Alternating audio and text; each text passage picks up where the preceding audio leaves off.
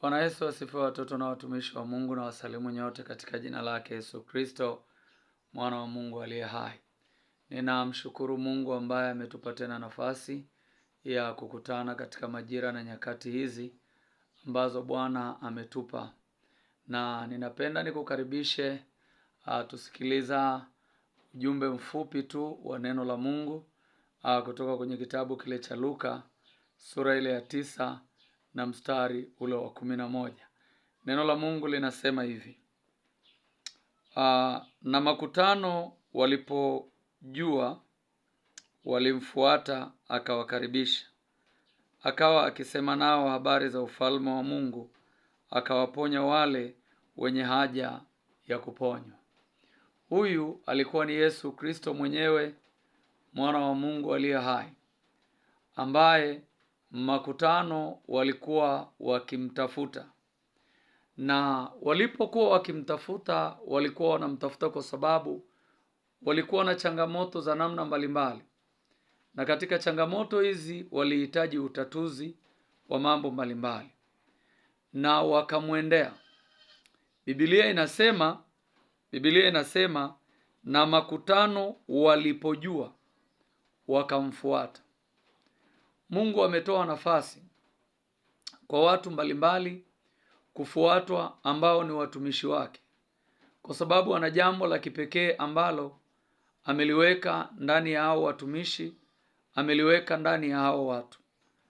Na watu wanapokujia, wanakuja kwa sababu una jambo la kimungu ambalo Mungu ameweka kwenye maisha yako.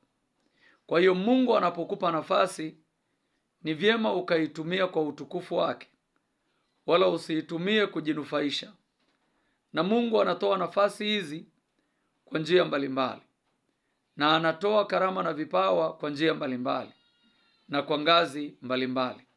Sasa watu wanapojua kwamba unayo nafasi ya kusimama kama kuhani, kama mtumishi wa Mungu, kama muamuzi mahali fulani, wanapokuijia, wanajia ile huduma ambayo Mungu amekubebesha au Mungu ameweka ndani yako.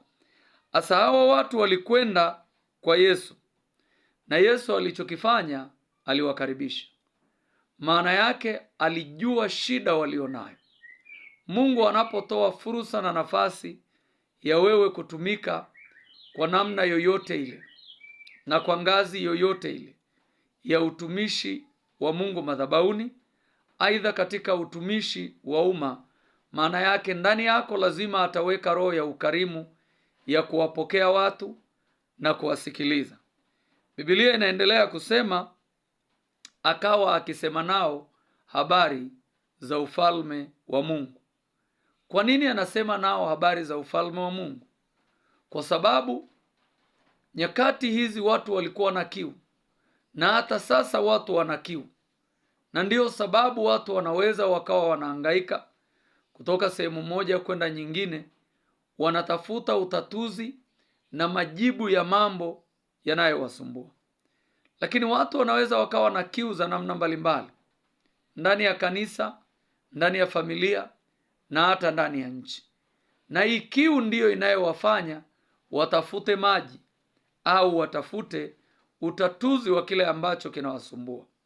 Na Mungu amekupa nafasi wewe kama mtumishi, lazima uwe na majibu ya kuwasaidia watu, wala usiwe na majibu ya kuwaumiza watu kwa namna moja au nyingine.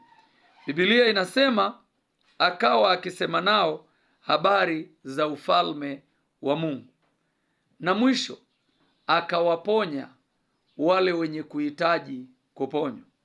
Maana yake ni kwamba unaweza ukatafuta mtumishi wa Mungu na bado usiupokee uponyaji. Unaweza ukaenda ukakutana na yule ambaye unamhitaji, lakini usipokee kile ambacho ulikuwa unakitarajia. Na katika dunia hii, mojawapo kati ya vitu ambavyo vilikuwa na gharama kubwa sana ya namna ya kutoka ni dhambi. Dhambi ni ugonjwa ambao kimsingi tiba yake ilikuwa na gharama kubwa sana kabla Yesu hajaja, na hata sasa tiba ya dhambi bado ina gharama kubwa sana, kwa sababu damu ya thamani ya Yesu Kristo iliyomwagika ndiyo ambayo inayo nafasi tu ya kuiondoa na kuisafisha dhambi. Sasa watu wanaogopa magonjwa, watu wanaogopa kufa, na ni kwa sababu hawajajiandaa kwa habari ya safari ya kufa kwao. Watu wanaogopa kuugua kweli kweli.